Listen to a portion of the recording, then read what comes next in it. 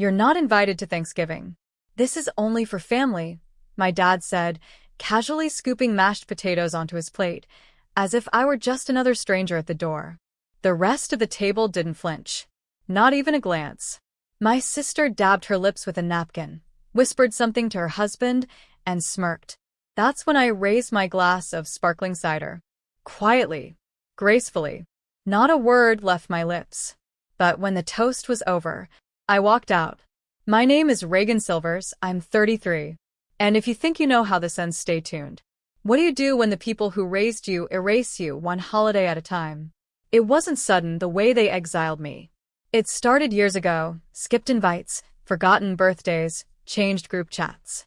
My name slowly vanished from the guest lists until all that was left was silence.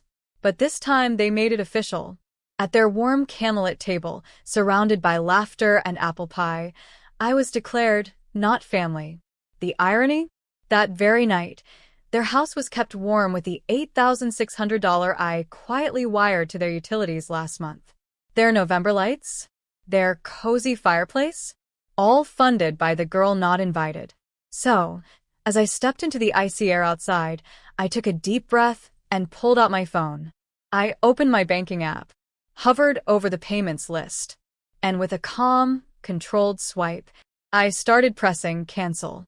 One by one, $8,600 of silence was about to speak louder than all their toasts combined. Inside, they passed gravy. Outside, I walked into the cold. And somewhere between the frost and the fury, I decided this Thanksgiving wouldn't go to waste. They thought I'd just disappear. But some ghosts don't haunt. They build. The thermostat clicked off before dessert was even cleared. My sister texted, "Is the heater broken again?" LOL. I ignored it. By midnight, Mom messaged me directly. "Can you check the heating payment? It's freezing in here." I stared at my screen. They still hadn't realized. That warmth they'd taken for granted, the quiet comfort of always having someone responsible in the background, that was me. While they toasted Ezra's new condo. While they forgot my birthday 3 years in a row. While they removed me from the group family portrait that still hung above the piano. I was the shadow keeping the lights on. The one paying the gas bills they thought magically auto-covered. But this was my silence. My signature. My closure. I went to bed with my phone buzzing on the nightstand. The next morning, I made cinnamon pancakes. My kitchen filled with sunlight. Spotify played jazz. I ate slowly, syrup dripping down the sides, peace finally audible in every bite. 8:37 a.m. My phone rang. Dad. Declined. 8:40. Emma. Declined. By 9:15, there were 14 missed calls, 6 voicemails, and 1 frantic group chat revival with my name. All caps. Suddenly, I was Reagan Honey again. The back door hadn't opened in 5 years, until they needed me. But I was done being the emergency contact for people who treated me like a deleted file. Then came the knock. Not just a tap, a pounding. I opened the door slowly. And what I saw wasn't just someone from the family. It was someone holding the thing that had always been mine, and was taken without a word. It was my mother, in a robe, shivering, holding a tray of deviled eggs wrapped in foil, like peace could be brokered with hors d'oeuvres. Behind her stood my dad, Ezra, his fiancé, even Grandma, still in curlers. "Can we come in?" Mom asked, her voice cracking. I didn't move. The scent of cheap champagne and desperation clung to them. "We didn't mean what we said," Dad added quickly. "It was a joke. Thanksgiving was just tight this year." Ezra needed. I held up my hand. "You said it was only for family," I whispered. "So, why are you here?" Ezra stepped forward. "The heat's out. The backup generator failed. Mom's medication needs refrigeration, and you thought the beggar would save you?" I laughed. Quietly. Deeply. Mom reached into her pocket, pulled out a folded slip of paper. "This is from the lawyer. We updated the documents. You're back in the will. Full share. A bribe in legalese." "Wow," I said, tilting my head. The will. The heating. The guilt. They waited. But I wasn't the girl who begged for their table scraps anymore. You know what I sent with that last $8,600? I asked. They blinked. No. I smiled. Neither do I. Because you never asked what it cost me. You only cared that it cleared. Mom opened her mouth again. But I had already turned away. I shut the door, not angrily, not forcefully. Just enough to let silence speak for me. They stayed out there, shivering. 30 minutes later, I got a message. From Grandma. I'm proud of you. Call me tomorrow. Alone. That night, I made a different kind of toast. One for the version of me who finally knew. Family isn't who you're born to. It's who sees you and stays. By morning, the family group chat had resurrected me. Green circle, please just respond. Green circle, the heat's still out. Mom's getting worse. Green circle, can you help, even just a little? I sip my coffee. Let the phone vibrate against the countertop like a broken apology. It wasn't about revenge. It was about remembering who I'd become. For 11 years, I had paid more than anyone ever asked. For birthdays, I wasn't invited to. For repairs I never got thanked for. For love that came with a receipt and 0 returns. So, I did something they never expected. I showed up at their door with a contractor And a clipboard. Dad opened the door, red-nosed, beaten by the cold. Are you here to help? I handed him the clipboard. What's this? An estimate. I'm willing to fix your heating. But this time, I'll invoice it properly. Mom stumbled out from behind, her lips chapped, eyes wide. You're charging us? Yes, I said softly. Like you taught me to charge the world for anything that matters. They stared. Let me be clear, I continued. No charity. No strings. This is a contract. Like adults. Ezra's fiancé burst out laughing. Seriously? You're making your family sign a contract. I turned to her. Sweetheart, I don't work for exposure. I paid for my seat at this table. I just realized it wasn't worth the price. Mom started crying. Dad signed the paper, with shaking hands. As the contractor got to work, I left. No hugs. No warmth. Just truth. I didn't need to burn the bridge. They finally saw who'd been keeping it from collapsing all along. The invoice must have haunted them. Because 2 days later I got a call, not from Mom, not from Dad, but from Ezra. Hey, he said, voice all syrup. Can we talk? I stared at the name on my screen. My brother, the golden one. The one they all toasted when I opened my restaurant. The one who got a promotion party while I cut ribbons alone. I didn't speak. Okay, listen, he added. That SUV you used to drive, it still runs? I blinked. Why? Mom's car died. Dad's using mine. She's been stuck. Ezra, I said slowly, why are you asking me this? He paused. Because you always fix things. I almost laughed. Ezra, I said, I'm not a wrench. Or a backup plan. He sighed. So that's a no? I didn't answer. Just ended the call. But something shifted that night.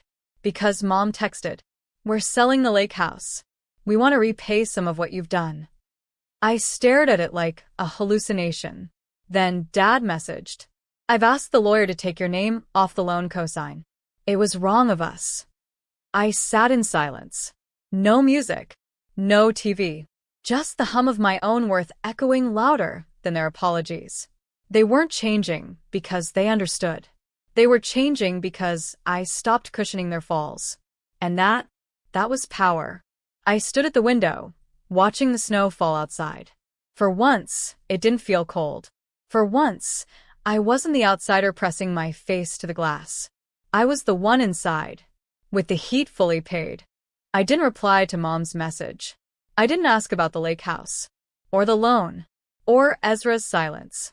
Instead, I did something I'd never done before. I reserved the largest table at Bellevue, the same place they always booked for family milestones. But this time, the reservation was under my name. No shared bill. No silent exclusion. I arrived early, the staff smiling as they lit the candles. It was just me. and a thick manila envelope beside my plate. Inside, copies of every payment, transfer, and sacrifice I had made for this family since I was 22. Rent. Medical bills, college deposits that weren't mine, and one bakery startup that crashed within months, my loan, their dream. At exactly 7 p.m., the hostess approached. "Your guests are here, Ms. Evelyn." I nodded. "Send them in." Mom entered first, all pearls and hesitation. Then Dad, looking older. Ezra trailed behind, unusually quiet. I didn't rise, just gestured to the seats. They sat without speaking. I slid the envelope across the table. "What's this?" Mom asked, her tone already defensive. "Proof," I said, "of everything I gave. Everything you erased." Ezra peeked inside, eyes scanning fast. "You brought us here to guilt-trip us?" Dad snapped. I smiled softly. No. "I brought you here to say goodbye. Officially." "What?" Mom blinked. I stood, placed a black velvet pouch on the table. Inside was the key to the old family cabin, the one I restored alone. The one they always borrowed for vacations. "You won't need this anymore," I said. I changed the locks. Then I turned, one step at a time. No tears, no rage, just calm. Let them sit in the candlelight with the weight of every forgotten favor. I didn't look back. Not this time. I thought that would be the end of it. But endings never come clean when ego's involved. 2 days after the Bellevue dinner, Mom showed up at my restaurant, alone, wrapped in faux humility. "I was in the area," she said, stepping inside without asking. "Thought I'd see the place. It's cute." Cute. The kitchen went silent. Even the dishwasher paused. I took a slow breath, wiping my hands on a towel. "Need something?" She hesitated, fingers toying with the pearl clasp around her throat. I wanted to talk. About the family. About fixing things. I raised an eyebrow. Fixing or reclaiming? She didn't answer. Instead, she stepped toward the wall of framed photos. Soft openings, culinary awards, write-ups in glossy magazines. Photos she never attended, moments they never asked about. "I saw Ezra this morning," she said. "He's not doing well. Lost the car. His promotion's under review." I said nothing. "And your father? He's struggling to pay for the cabin repairs." I nearly laughed. The same cabin they locked me out of, the same one they decorated with family-only signs at Christmas.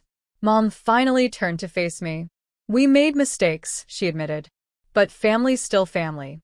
Right?" That word again. Family. The one they used like a velvet rope, wrapping it around who they wanted, shutting out who they didn't. I tilted my head. "Do you want forgiveness?" I asked. "Or access?" Her mouth parted, but no words came.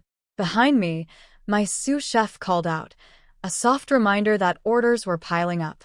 I turned, walked back to the line. And as I plated the duck confit, I felt it. Not anger, not sadness, but a kind of quiet, sovereign peace. The kind you earn, the kind no one can take. They never said sorry. Not properly. Not once. What came instead were half-offers. A dinner invite. A forwarded funny meme. A photo from my childhood captioned, "Good times, right?" I didn't respond. Not out of bitterness, but because I had no space left for performance.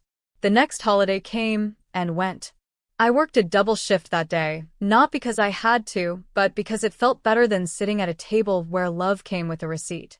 The restaurant thrived. Customers asked about the signature drink named Second Daughter. I'd smile and say, "It has a quiet kick." Sometimes I caught Ezra across the street, just staring through the window. Once he came in, hat in hand, eyes unsure. He looked around, took in the warmth, the laughter, the photos of regulars who'd become family. He didn't speak. Just nodded, like he finally understood what I built without them. And I finally stopped waiting. Stopped wishing they'd recognize my worth without requiring proof. It's funny. I once thought revenge would feel like thunder, but it turns out it feels like silence. The kind where no one's calling you a burden. where no one's mocking your dreams over dinner, where no one's draining your light just because they gave you life. Now, when I close up each night, I don't replay old fights. I just lock the doors, wipe the counters, and breathe deep. Peace is not the absence of noise. It's choosing who gets to speak into your story. And this story? This one ends with me walking home under soft streetlights, keys in hand, head held high.